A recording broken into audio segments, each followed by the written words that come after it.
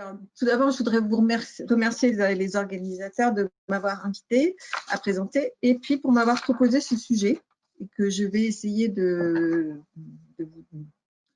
je vais essayer de discuter, où il y a plusieurs mots difficiles, collecte de données quantitatives et puis la fin de vie. Alors, la fin de vie, on en parle tous dans ces séminaires et sur la plateforme.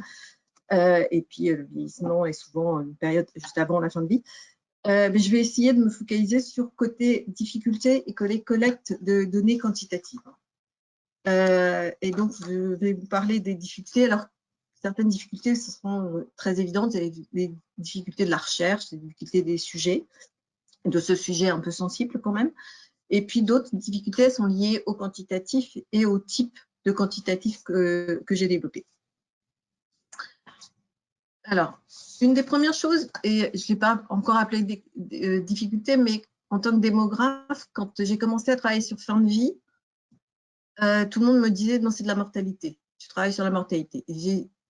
Et avec Alain Monnier, qui, je sais, est parmi les auditeurs, nous avions un peu de problème à expliquer que fin de vie, ce n'était pas de la mortalité. OK, à la fin, les gens meurent, mais ce n'était pas la même chose que travailler sur l'événement de mortalité. D'ailleurs, je le dis bien, mortalité, c'est un événement, la fin de vie, c'est le processus. Et donc, on a eu envie d'avoir des données quantitatives. Alors maintenant, dans les données quantitatives, il y en a deux grands types. Il y a ce qu'on appelle les données administratives. Alors, les principales données administratives pour la fin de vie, ça va être le SNDS. Hein, donc, ce sont les données de santé issues de l'assurance maladie. Et puis, les enquêtes.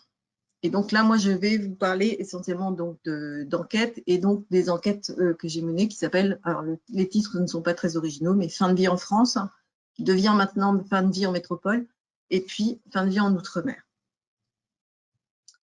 Alors, dans les enquêtes quantitatives, avant de vous présenter les enquêtes que j'ai menées, il y a quand même différents types d'enquêtes quantitatives. On a, et ça existe, des enquêtes quantitatives sur les opinions, par exemple des médecins ou des infirmiers sur le thème de la fin de vie, où il y a des enquêtes sur, auprès des, comme l'enquête Cher, qui est auprès de personnes de 50 ans et plus, qui est une enquête en population générale, où l'un des panélistes de l'enquête décède, il y a il y a un module fin de vie qui est posé au proxy sur les aspects financiers, les aspects de santé de la personne qui est décédée. Vous avez aussi des enquêtes sur les décisions fin de vie dans des services médicaux, dans les services, donc c'est souvent des enquêtes multicentriques, mais c'est souvent soit dans des services d'urgence, soit dans des services d'oncologie où on va poser des questions sur les décisions qui ont été prises pour les différents cas. Et puis, il y a des décisions sur les demandes d'euthanasie. Alors, il y en a beaucoup en qualitatif, mais il y en a aussi quelques-unes un petit peu en quantitatif, comme dans l'enquête dont je parle là, qui est une enquête multicentrique, donc, mais qui sont aussi des demandes d'euthanasie que dans les services de soins palliatifs. Donc, vous voyez, il y a différentes enquêtes quantitatives, mais souvent sont soit auprès de services spécifiques, soit de façon plus générale. Alors, l'objet du projet qu'on a mené à l'INED, qu'on mène à l'INED avec une équipe pluridisciplinaire hein, qui mêle à la fois démographes, sociologues, mais aussi des médecins, c'était de dresser un panorama de la fin de vie en France. Et on avait comme objectif d'explorer les décisions médicales en fin de vie, les processus de décision et tout ce qui va avec la décision, apprécier les conditions de la mise en œuvre des lois spécifiques sur la fin de vie. Donc, pour l'enquête en métropole, c'est la loi Leonetti. Sur celle en Outre-mer, on a inclus aussi quelques options de la loi Claes-Leonetti de 2016. Hein, donc, on s'intéresse à savoir quelles sont les décisions médicales, est-ce qu'il y a eu de la collégialité pour prendre la décision, comment s'est prise la décision, est-ce qu'il y avait des directives anticipées de la personne de confiance et aussi, pour l'outre-mer, on va commencer à s'intéresser à la sédation. Et puis, on va décrire les circonstances de la fin de vie. Donc, on est démographe aussi, sociologue, donc on a envie un peu de connaître les trajectoires des lieux de fin de vie, donc où ont vécu les gens dans les derniers moments et comment ils sont accompagnés, quelles sont les personnes qui ont été impliquées dans leur prise en charge. Et donc, on voit bien que quand on veut faire une enquête, il va falloir commencer par se poser des questions sur quel type d'enquête on va vouloir, quel niveau de représentativité on va avoir envie. Est-ce que c'est un représentatif au niveau national ou régional? Au niveau d'un lieu de fin de vie, est-ce qu'on veut être représentatif du domicile, des EHPAD, d'hôpitaux ou de services d'hôpitaux? Est-ce que c'est représentatif de pathologies particulières, de formes de prise en charge? Est-ce que c'est représentatif de ce que font les médecins généralistes ou les unités de soins de longue durée, par exemple, pour les personnes âgées? On va se poser quel type de questionnement? Est-ce que c'est des opinions ou des questions générales sur la thématique de la fin de vie, à partir de questions générales, à partir de situations fictives comme des vignettes, à partir de l'expérience de manière générale, ou est-ce qu'on voudra s'intéresser à des cas spécifiques de prise en charge? En rétrospectif, c'est-à-dire on demande, une fois que la personne est décédée, ce qui s'est passé avant, ou en prospectif, ce qui est peut-être éthiquement plus compliqué quand même, sauf peut-être dans les services de soins palliatifs où les gens savent leur pronostic à assez court terme, qu'est-ce qui se passe à partir du moment de l'inclusion? Autre question auxquelles il faut se poser, c'est quels sont les enquêtés? Est-ce que c'est la personne sur sa fin de vie à venir, à plus ou moins long terme? Est-ce que ce sont les proches ou une proxy de la personne décédée? Est-ce que ce sont les soignants de la personne? Ou est-ce que c'est plus spécifiquement le médecin qui aura pu avoir dû prendre des décisions? Est-ce qu'on le fait en posant les questions à partir de dossiers médicaux ou directement auprès des personnes? Et puis après, il faudra se poser la question de quelle modalité d'enquête on veut. Est-ce que ce sont du face-à-face avec questionnaire ou des questionnaires par téléphone, web ou papier? Alors, du coup, quand on veut faire une enquête, la première chose qu'il va falloir essayer de définir, c'est choisir le type d'enquête que l'on veut. Alors, nécessairement, le type d'enquête, il va être totalement dépendant de l'objectif de la recherche. Donc, je vous ai dit que dans l'enquête fin de vie en France, l'objectif, c'était de faire un panorama. Donc, je le traduis par l'ensemble des fins de vie, tout ce qui s'est passé avant le décès, quels que soient les lieux de fin de vie, quelles que soient les pathologies et quels que soient les modes de prise en charge. Et puis, on va souhaiter avoir la description de situations réelles. Donc, là, ça, c'était la première difficulté. On a choisi l'enquête, on va essayer de faire une enquête très générale. Sur quelle population? Puisqu'on veut tous les types de pathologies, tous les types de lieux de vie, on va essayer de questionner la fin de vie de personnes décédées pendant une période. Toutes les personnes décédées pendant une période. Donc, c'est un échantillon de décès qu'il va falloir questionner. Et donc, on a choisi de prendre un échantillon qui va être représentatif au niveau national des décès par grande région, par sexe, par groupe d'âge et par lieu de décès. Et alors, on n'aura choisi que les adultes, puisque les questionnaires enfants seraient très différents. Et cet échantillon, doit être suffisamment important pour pouvoir avoir des réponses sur des situations qui pourraient être rares. Alors, la deuxième difficulté auquel on s'est heurté, entre guillemets, c'est qui va nous parler du décès?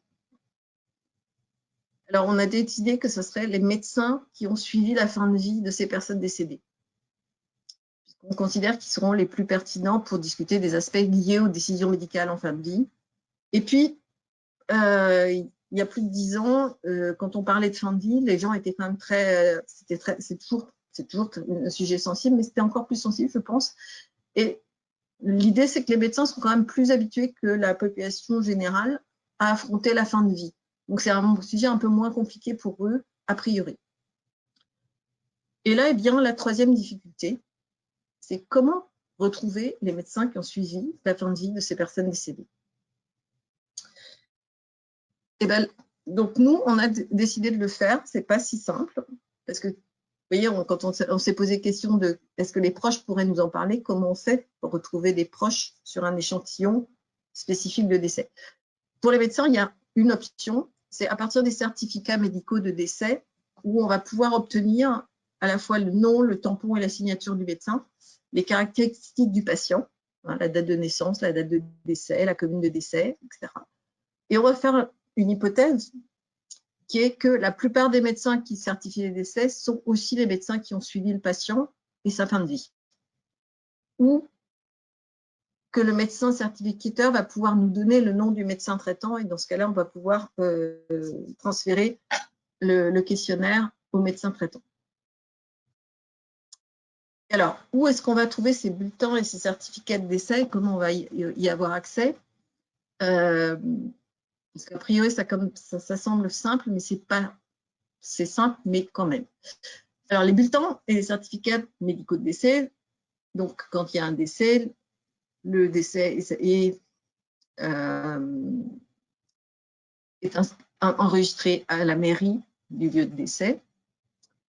Et donc, ces certificats, le certificat nominatif part de la mairie et va à l'INSEE pour radiation de la personne du registre national des personnes physiques. Et le certificat médical va à l'agence régionale de santé. Et donc, la mairie normalement, doit le faire une fois par mois, d'envoyer tous ces bulletins de décès, certificats de décès à l'agence régionale de santé. Et l'agence régionale de santé a globalement aussi un mois pour traiter les aspects qu'elle doit traiter, notamment de vérifier les causes épidémiques, pour les envoyer à l'INSERM, au CPDC, au Centre d'épidémiologie des causes de décès. Donc nous, pour décider pour notre échantillon, on avait le choix entre essayer d'aller dans toutes les mairies, mais on avait tout de suite les décès, et on pouvait interroger les médecins très proches, très peu de temps après le décès, mais aller dans 35 000 ou 32 000 mairies, ça paraît illusoire. Les agences régionales de santé, qui est un échelon intermédiaire, paraît assez intéressant. Et ou l'INSERM, où là, on peut faire l'échantillon sur tous les décès, mais il faut attendre globalement de 3 à 6 mois pour avoir un échantillon représentatif des décès, parce que nécessairement les mairies, les agences régionales de santé ne font pas les choses aussi strictement que le protocole le prévoit. Et du coup, pour faire notre échantillon en fait, de décès, on a l'échantillon de décès, puis après, on va essayer de trouver le médecin certificateur. Alors ça, ce n'est pas des fichiers qui existent informatiquement pour l'instant. Et donc, là, j'ai mis sur la droite de la diapositive un certificat de décès et j'ai encadré en rouge ce qu'on va prendre comme information. Alors, l'encadré avec les communes de décès, de domicile et les dates de naissance de décès, ça, globalement, on peut les avoir informatiquement parce que le CPDC les a. Mais sinon, il faut les saisir. Par contre, pour trouver le médecin certificateur, on va dans le petit carré en bas à droite où c'est écrit qu'il faut que le médecin mette son nom lisible, son tampon et qu'il signe. Et là, c'est beaucoup plus compliqué déjà, parce que retrouver le nom du médecin, certains le font très très bien, des fois le tampon est un peu pas très bien, pas très net, voire le médecin a mis son nom, le tampon et la signature, les trois l'un sur l'autre. Donc c'est un petit peu un jeu de piste pour commencer à faire l'échantillon. La première partie de notre enquête, c'est cette espèce de enquête de retrouver les noms des médecins certificateurs. Après, une fois qu'on a décidé quel type d'échantillon, on va essayer. Une autre difficulté qu'on a quand on veut faire une enquête, c'est qu'est-ce qu'on va choisir comme thème de recherche. On a toujours envie de tout faire. Donc là, vous allez voir qu'on a essayé d'avoir une vision assez large. Comme je l'ai dit dès le départ, on avait envie de faire un panorama. Donc on avait volontairement choisi d'appréhender un grand nombre de sujets. Donc, on a des sujets comme les caractéristiques des médecins qui certifient ou qui suivent traitant, les lieux de résidence des personnes à différentes dates, les traitements qu'elles ont eus, notamment est-ce qu'elles ont eu des traitements palliatifs, est-ce qu'elles ont été dans des services de soins palliatifs, dans des réseaux de soins palliatifs sont intervenus, etc. Les symptômes, les traitements, l'accompagnement, quel type de personnel médical ou non médical ont pu l'accompagner dans ces derniers moments, les décisions médicales en famille et la discussion autour de ces dernières décisions avec le patient. Est-ce que le patient a été impliqué, ou les proches, etc. Alors, une autre difficulté dans ça, c'était la formulation des questions. Il y a eu beaucoup de discussions hein, dans l'équipe et avec le comité de pilotage pour déterminer quelles seraient les formulations des questions. Donc là, et notamment, par exemple, la question, donc on a posé des questions sur les décisions médicales, en commençant par la première décision qui pourrait être de tout faire pour prolonger la vie du patient, parce que c'est tout patient confondu. Donc, la première chose qu'on peut faire, c'est peut-être de tout faire pour prolonger sa vie. Puis après, on a posé des questions sur est-ce que vous êtes abstenu d'un traitement, est-ce que vous avez arrêté un traitement, est-ce que vous avez fait une intensification du traitement de la douleur et des symptômes par opioïdes ou benzodiazépine.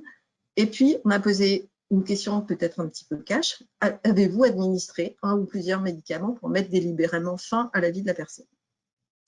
Et pour ces différentes, sur la dernière où c'est évident, on a aussi posé la question sur l'intentionnalité de la décision, puisque dans la loi Leonetti, il y a une forte, l'intentionnalité de la décision est très importante pour savoir ce qui les médecins, ce qui rentre dans la loi et ce qui ne l'est pas.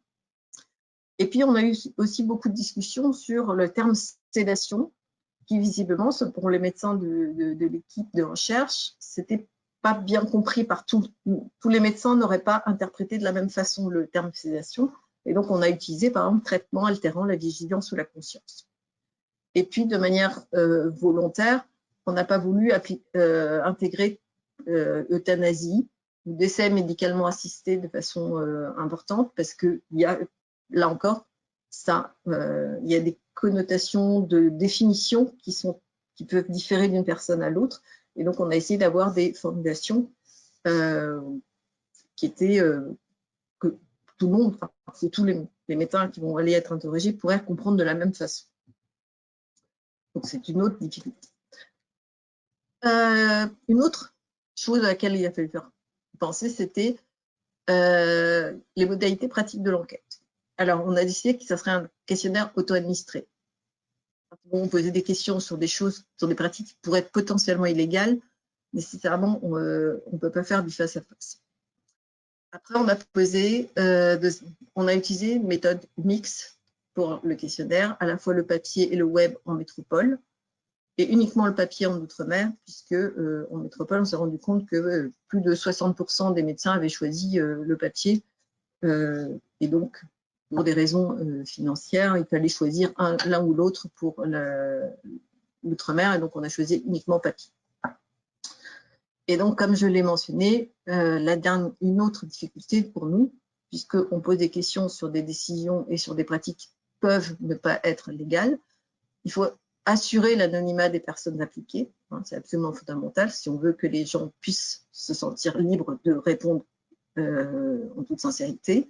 Et donc, pour cela, on a utilisé un système de vote par correspondance pour assurer l'anonymat. Donc, les médecins mettent les questionnaires dans une enveloppe vierge, qui nous mettent dans une deuxième enveloppe qui, elle, nous dit qui a répondu. Comme ça, on évite de relancer à tort.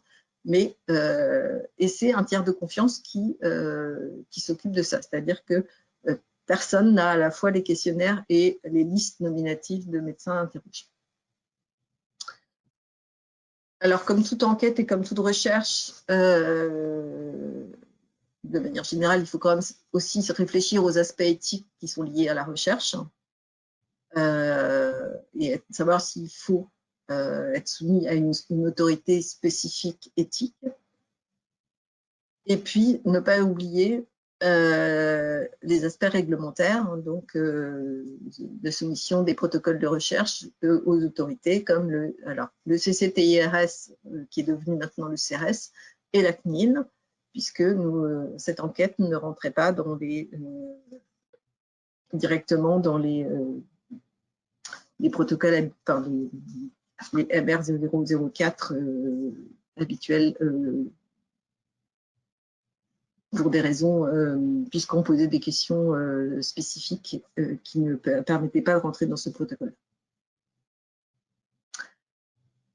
Et puis, une des dernières difficultés, c'était d'avoir des réponses. Hein. Donc, il faut, quand on fait une enquête générale comme ça, il faut faire de la communication pour inciter les médecins à répondre, avoir le soutien des différentes sociétés savantes, d'un comité scientifique reconnu qui permettent de pouvoir appuyer voilà, l'enquête auprès des enquêtés. Et puis donc, je redis, avoir donc les autorisations réglementaires, ça paraît naturel, mais bien le préciser qu'on a utilisé et on a fait tout ce qu'il fallait. Et puis, je l'ai mis en difficulté 12, mais c'était la dernière, mais qui est peut-être la première, c'est avoir les financements pour le faire, parce qu'une enquête de ce type-là, ça coûte très, très cher. Et puis, ce n'est pas une difficulté, c'est juste une chance à l'INED. Je voudrais juste en profiter pour dire que tout ce genre d'enquête un peu lourde, parce que vous allez voir, on a beaucoup de monde, ça ne peut pas se faire sans avoir plein de collègues pour le projet, donc les collègues du projet du chercheur, mais aussi, et ça à l'INED, nous avons beaucoup de chance, nous avons un service des enquêtes et des sondages qui est particulièrement efficace et qui s'implique beaucoup dans les projets et qui est aussi surtout très habitué sur les enquêtes sur les sujets sensibles. Donc là, c'était particulièrement bien à propos. Et donc, pour juste en récapitulatif, hein, cette enquête sur les fins de vie, c'est donc un échantillon aléatoire de décès et pas de médecins. Donc, le même médecin peut avoir plusieurs décès. Des questionnaires auto-administrés auprès de médecins. Et puis, donc, pour la métropole en 2010, c'était tout l'ensemble des décès sur un mois, ce qui faisait à peu près 15 000 décès. Et on a eu 5 200 réponses. Et donc, la CNIL nous avait autorisé l'enquête à condition que toutes les questions soient fermées et qu'il n'y ait aucun champ commentaire. Et donc, on avait un financement de la TGS. Et donc là, l'enquête Tandis Outre-mer, elle va être sur l'ensemble des décès sur une année. On va tenter. Et donc, par contre, là, la CNIL nous a autorisé toutes les questions ouvertes et les questions commentaires. Celle de 2010 n'ayant pas déclenché de catastrophe, je pense que ça a rassuré beaucoup la CNIL sur le fait qu'une telle enquête était faisable en France. Et donc, on a des financements CNSA et Fondation de France. Et donc là, l'Outre-mer, le terrain a commencé en septembre. On l'a décalé à cause du Covid. Et donc, il est encore jusqu'en 2021. Donc, en conclusion, collecter des données quantitatives, c'est un challenge, mais comme toute collecte et comme toute recherche, un petit peu plus quand le sujet est considéré comme sensible. Il faut avoir un protocole complet pour apprendre toutes les difficultés et éventuellement avoir des plans B. Par exemple, dans l'Outre-mer, nous avions espéré, et dans une première partie, les ARS allaient faire la saisie des médecins certificateurs. Et entre le moment où on a établi le protocole avec certains dirigeants d'ARS et le moment où on a eu les financements, les dirigeants d'ARS avaient changé et leur vision complètement. Donc, on a dû faire un système mixte où certaines ARS saisissent pour nous et pour les autres, c'est nous qui s'y sont à l'INSERT. Et donc, si en 2010, l'enquête, c'était la première en France de ce type, de type panorama, on s'était beaucoup basé sur l'expérience d'autres pays, hein, notamment l'enquête Eureld, pour imaginer le protocole en France. Mais on a quand même dû ouvrir un certain nombre de portes. Et donc, on voit que maintenant, pour l'enquête Outre-mer, elle est un peu plus simple avec l'expérience de la première enquête. Voilà, merci beaucoup. Merci beaucoup, Sophie. Merci beaucoup, c'est vraiment très intéressant. On a hâte d'avoir les résultats pour l'Outre-mer. Alors, est-ce qu'on a des questions du côté du chat?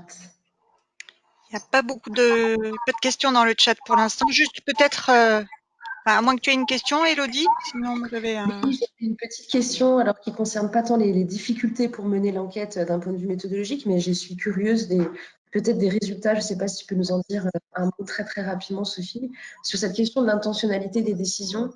Qu'est-ce qui est le plus saillant peut-être dans les réponses que vous avez pu avoir sur ça. Et je pense que ce serait intéressant dans l'enquête sur l'outre-mer, si vous avez la possibilité d'avoir des questions ouvertes, peut-être que là, il y aura aussi des éléments d'explication des cases cochées dans l'enquête métropolitaine où peut-être on n'a pas assez d'informations sur cette question de l'intentionnalité. Peut-être là, il y en aura, j'en sais rien, mais peut-être si vous pouvez apporter juste un petit élément sur cette question de l'intentionnalité des décisions et comment est-ce que vous avez eu, enfin, quel type de résultat vous avez eu pour l'instant.